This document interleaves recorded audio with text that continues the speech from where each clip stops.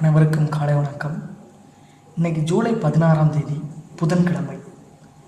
விடுதலை போராட்ட வீராங்கனை, சமூக சேவகி அருணா ஆசஃப் அலி, இந்திய விடுதலை போராட்ட வீராங்கனையும் சமூக சேவகியுமான அருணா ஆசஃப் அலி பிறந்த தினம் இன்று.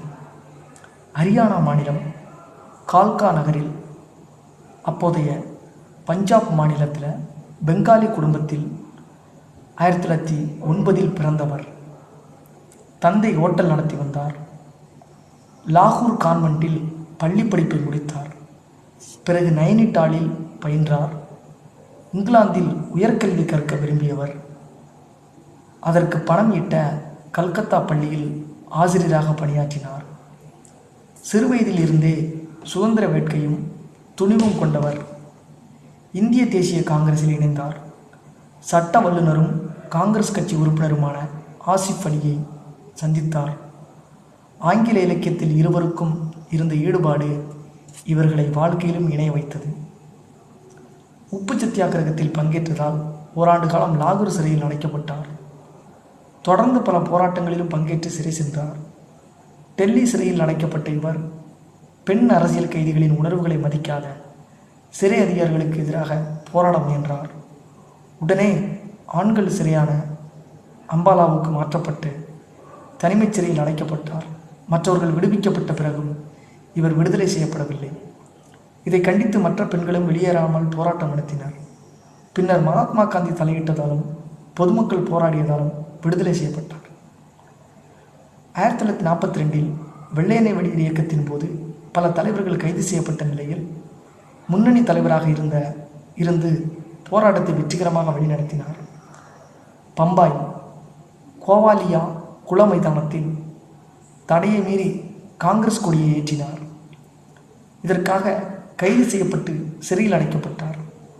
தொடர்ந்து பல போராட்டங்களில் ஈடுபட்டார். ஒரு முறை இவரை பிடிக்க ரொக்க பரிசு கூட அறிவிக்கப்பட்டது. நாடு சுதந்திரம் அடைந்த பிறகு காங்கிரஸில் இருந்து வெளியேறி சோசலிச இயக்கங்களில் இணைந்தார். சமூக சேவைகளில் ஈடுபட்டார். நலிவுற்ற பெண்கள், மாணவர்கள் நலனுக்காக பாடுபட்டார். மாணவர்கள்தான் நாட்டின் எதிர்காலம் என்றார். டெல்லியின் முதல் மேயராக 1958 நியமிக்கப்பட்டார். அப்போது நகரின் சுத்தம், சுகாதாரம், வளர்ச்சிக்காக பல திட்டங்களை தீட்டி செயல்படுத்தினார். மாநகர நிர்வாகத்தில் பல சீர்திருத்தங்களை கொண்டு வந்தார். பொருளாதாரம், ஜாதி மற்றும் ஆண் பெண் பாகுபாடுகளை போக்க முனைப்புடன் பணியாற்றினார். ஏழைகள், ஒடுக்கப்பட்டவர்களின் நலன்களுக்காக குடிசைப்பகுதிகளுக்கு சென்று பணியாற்றினார். 1964 மீண்டும் காங்கிரஸில் இணைந்தார். ஆனால் தீவிர அரசியலில் இருந்து விலகியே இருந்தார். லிங்க் வார இதழ், பேட்ரியாட் நாளிதழை தொடங்கி நடத்தினார். அமைதிக்கான லெனின் பரிசும் 1992ஆம் ஆண்டுக்கான ஜவஹர்லால் நேரு விருதும் இவருக்கு வழங்கப்பட்டன. நேர்மை, தன்னலமற்ற சேவை, நாட்டுப்பற்று ஆகியவற்றுக்கு சிறந்த முன்னுதாரணமாக விளங்கிய அருணா ஆசஃப் அலி 87 வயசு. 1996 90s கிட்ஸ் பிறந்த வருஷத்தில் மறைந்தார், இறந்து போனார். அவருக்கு 1998 பாரத ரத்னா விருது வழங்கப்பட்டது. விடுதலை வீராங்கனை, சமூக சேவகி அருணா ஆசஃப் அலி ஹரியானா மாநிலம் கால்கா நகரில், அப்போது பஞ்சாப் மாநிலமாக இருந்துச்சு. இந்த பஞ்சாப் மாநிலம் தான் கிரண் பேடியும் பிறந்தாங்க. இந்த ஹரியானா மாநிலத்தில் தான் கல்பனா சாவ்லாவும் பிறந்தாங்க என்பது ஒரு குறிப்பிடத்தக்கது. இதில் ஹரியானா மாநிலம், அதுக்கடுத்து அப்போதைய பஞ்சாப்னு சொல்கிறாங்க. அதில் அருணா ஆசஃப் அலியும் 3 பெண்கள், மாபெரும் பெண்கள் பிறந்திருக்கிறாங்க என்பது ஒரு முக்கியமான ஒரு தகவலாக இருக்குது. ஒரு நல்ல ஆளுமைகள், ஏழைகள் மற்றும் ஒடுக்கப்பட்ட நலனுக்காக பாடிவிட்டவங்க. 1907 அந்த பிறந்திருக்கிறாங்க.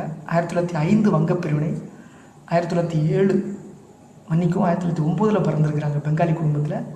1905 வங்கப்பிரிவினை, 1907 சூரத்து பிளவு, 1909 வங்கம் இணைதல், 1911 1911 சூரத் இணைதல், வங்கம் இணைதல், 1916 சூரத் இணைதல். 1909 வேறு ஏதோ ஒரு நிகழ்வு, எனக்கு தெரியல. நன்றி, வணக்கம்.